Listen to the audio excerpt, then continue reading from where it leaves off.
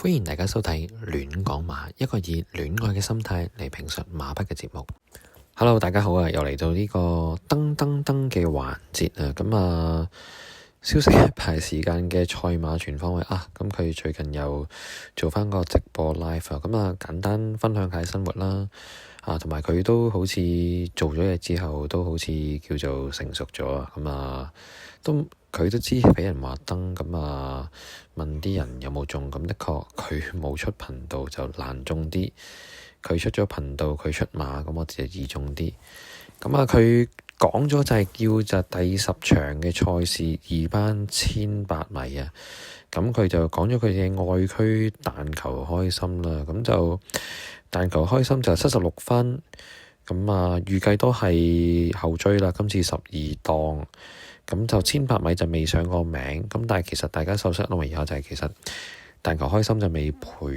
配過啲任何好嘅騎師，咁今次第一次班德禮咁，同埋班德禮最近都經常都有騎師王，有時冷馬，咁所以你問我但求開心會唔會登呢？咁我覺得我其實就唔係好睇好呢隻嘅，咁佢講咗呢隻，咁我就更加之放心查啦，因為無偉傑好似都佢有幾隻嘅，即係呢隻係其中一個啦，跟住仲有立柏村啦，咁其實都係爭少少，咁所以呢，我就唔係咁睇好呢隻馬，咁佢講咗呢隻馬，咁我哋就可以好放心查咗呢隻啦。咁你問我嘅話，咁如果呢場你會揀乜嘢？其實我就本身有個心水，但係我喺呢個頻道貼親嘅貼士都的確係幾登嘅。咁所以呢，我揀一隻馬，自己開頭都唔係好睇好，但係睇下呢，其實都同呢個但求開心有啲相似嘅弱點嘅。咁不如我貼呢隻同佢嗰隻但求開心，睇下邊個先過終點。咁而呢個馬都有啲分頭呢，冇錯啦，就係呢個1號嘅喜蓮勇咁啦，咁佢今次就已經100分啦，咁呢就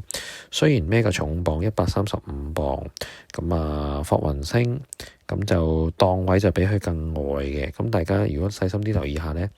咁其實喜蓮勇咁最近嘅狀態都好用啊，咁佢除咗4歲嗰個1800米唔入圍之後再跑打比都唔得之外呢，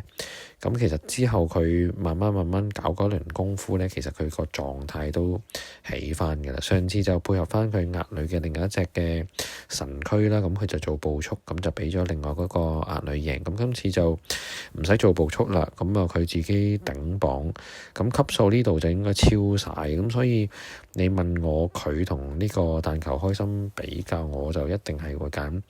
但求開心先，咁分數高你24磅，咁但係磅數又唔係讓你24磅喎，咁呢個第一。咁第二，但求開心其實1800佢雖然就每次都外搭衝啊，咁但係咪真係衝到呢？咁呢個不得而知。咁如果兩隻馬揀又有賠率嘅話，咁我就會先揀呢個喜蓮勇敢，咁睇下會唔會兩隻馬都登，定係今次可以贏呢個 Brian， 定係今次Brian 經過休息一段時間，終於贏出佢嘅歷史上嘅2025年嘅第一次嘅貼士呢？咁我哋拭目以待啦〜